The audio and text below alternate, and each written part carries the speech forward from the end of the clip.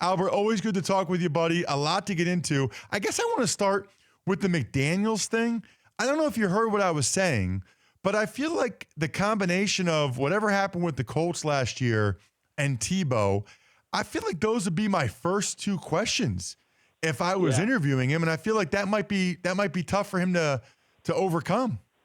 Well, I think I'd take you back further than that, back to a former teammate of yours. And I think a lot of people that were in New England in 2008 for the Matt Castle year really got this idea, like, we can do this with whatever quarterback. Like, we can do this. It doesn't matter who you give us.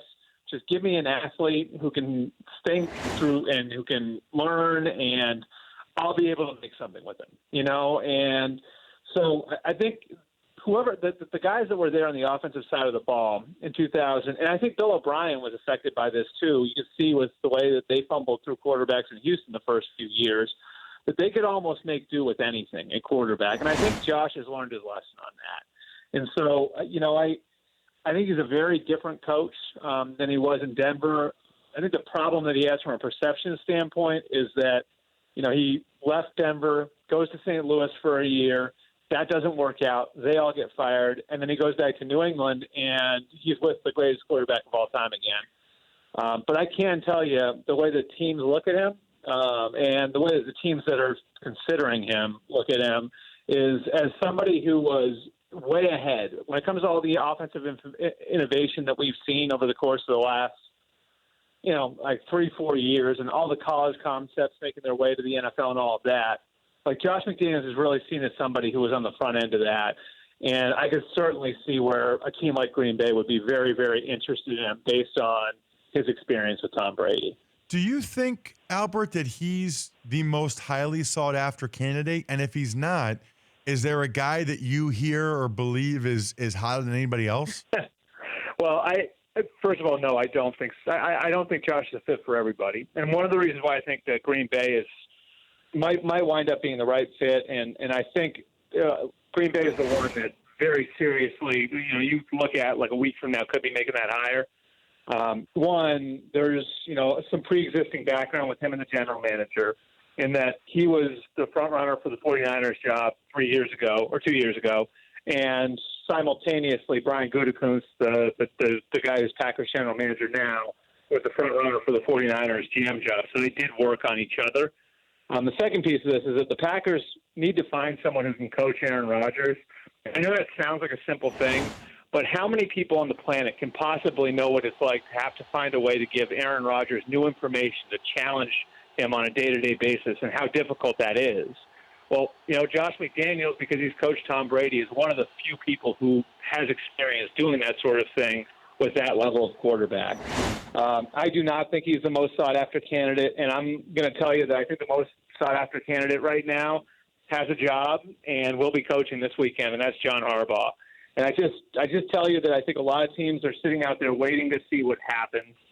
And if he doesn't sign an extension, and a lot of this is going to come down to timing, Ross, you know that. Like, if they make a run to the AFC Championship game, a lot of these teams are going to have to move on. But if they get eliminated this weekend, I think there are going to be a handful of teams that are going to be sitting there and saying, let's wait and see whether or not John Harbaugh does that extension with the Ravens. So there are some moving pieces there. And again, I think because there's been so much turnover over the last 8 years and sort of sapped the pipeline, there are a lot of teams that feel like this year in particular they've got to think outside the box and think creatively about who they're going to hire.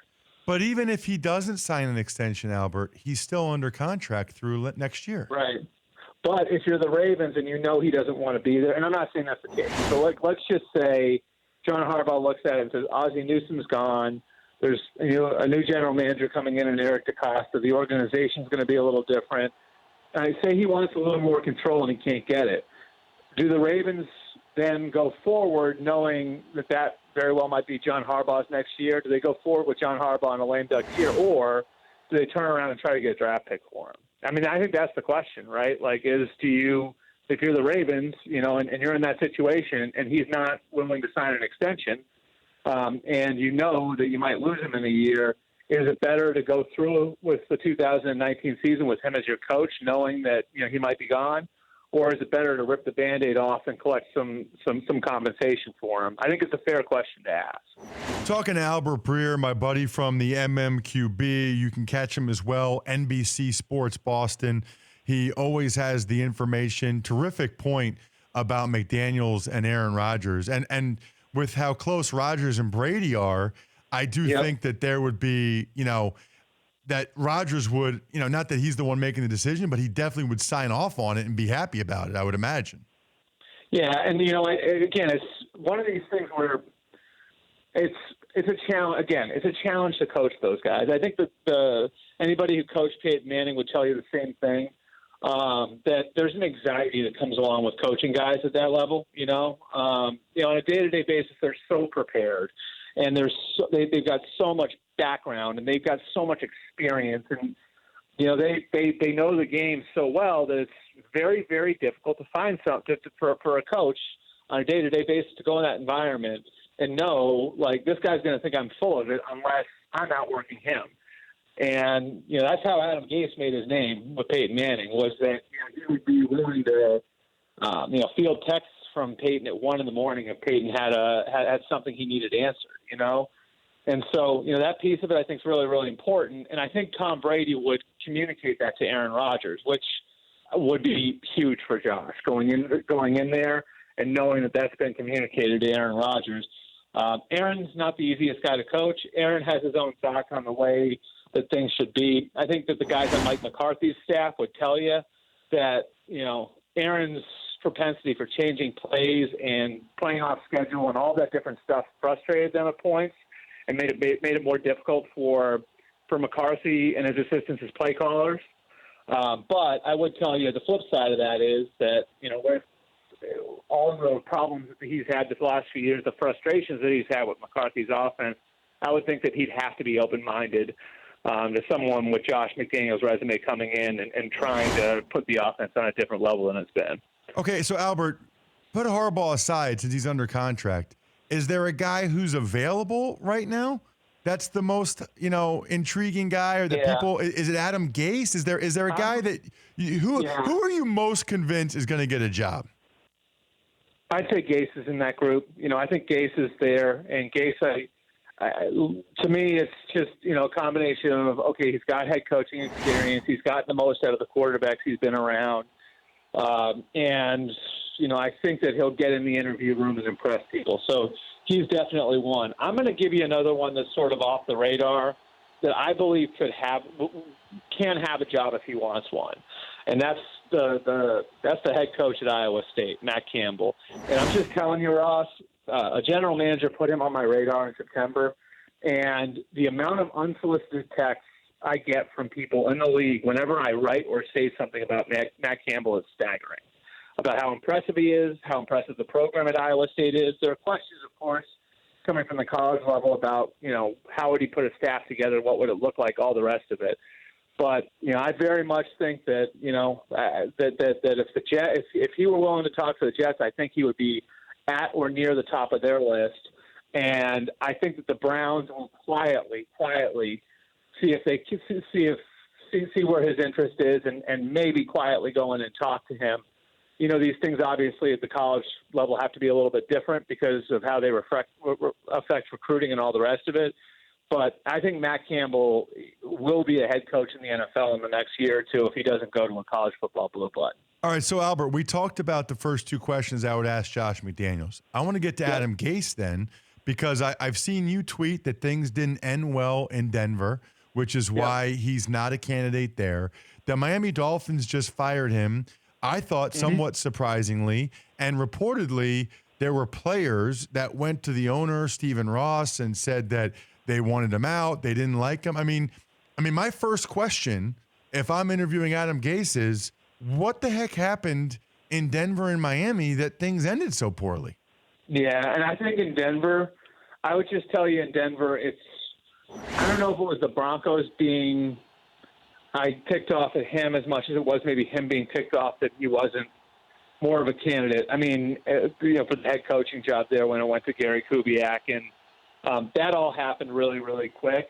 And because part of the condition of Kubiak coming was that he got to bring Rick Dennison as his offensive coordinator. There just wasn't a spot for him in Denver, in 2015. And so I just think that I'd be surprised if Denver went that route based on everything there. As for, how this, how he's going to explain away what happened, in Miami and what happened in Denver, look, I think that he is absolutely positively from, that Nick Saban, Bill Belichick school of coaching. He coaches guys hard. He's tough.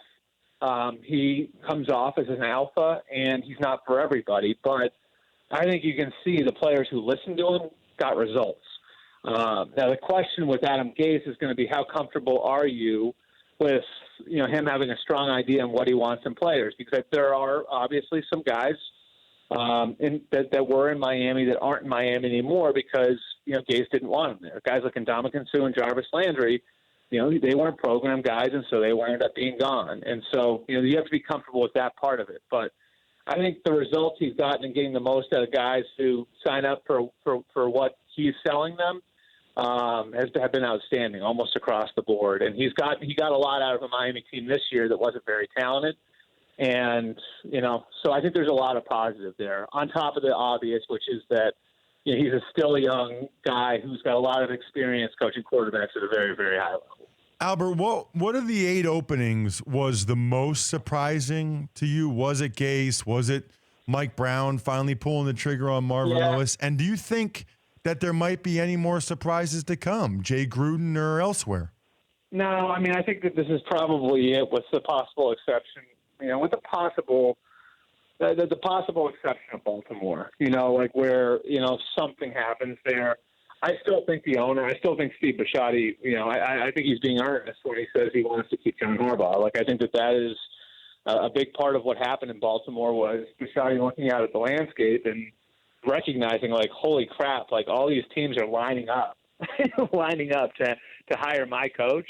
And I'm looking out at the landscape, and I'm going to hire who instead of John Harbaugh? Why don't we tap the brakes here? And so I think Bisciotti's genuine when he says that they want to hold on to Harbaugh. The surprising one to me was probably, I would say, the fact that Miami did what they did surprised me a little bit, just in that I knew Tannenbaum and Gase wouldn't be back together, and I thought there was a chance that it was going to be Gase and Breer running the show there. I'm surprised that they went the route that they went, and I think it's an intelligent way to do it because I think Chris Breer was grown up in the room a lot of times there, and among the guys in that building, maybe the most respected across the league. I was surprised that getting rid of Gase and getting rid of Tannenbaum didn't lead to a total blow up in Miami, and I think that's actually a credit to Steve Ross, who I think at least was able to see this in a rational way and recognize that Chris Breer was a guy who was very, very capable of leading a team, even though he hadn't done it before. Albert, always appreciate the time. Thank you so much. Excellent insight, information as well. Encourage people to check you out on Twitter at Albert Breer and all the stuff you're writing over at the MMQB. It is fantastic. Thanks so much, man. Thanks, Ross. All right, there he is, Albert Breer, my buddy from the MMQB. For more Dan Patrick Show, tune to Audience Channel 239 on DirecTV or download the Dan Patrick Show app.